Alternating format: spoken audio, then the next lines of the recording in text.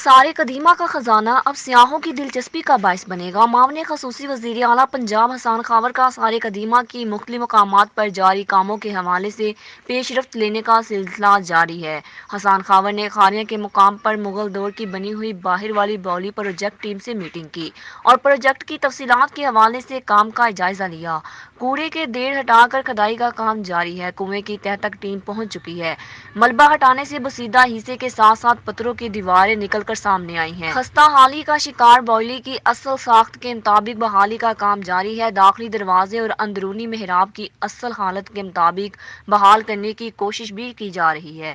باہر والی باولی کو بحال کرکے اسے بھی دوسری سائٹس کی طرح روشن کیا جائے گا۔ کام مکمل کرنے کے بعد یہاں عوامی سہولیات یعنی بینچز اور لوگوں کی رہنمائی کے لیے بورڈز لگائے جائیں گے۔ حسان مقررہ مدت میں اسے مکمل کرکے سیاحوں کے لیے کھول دیا جائے گا۔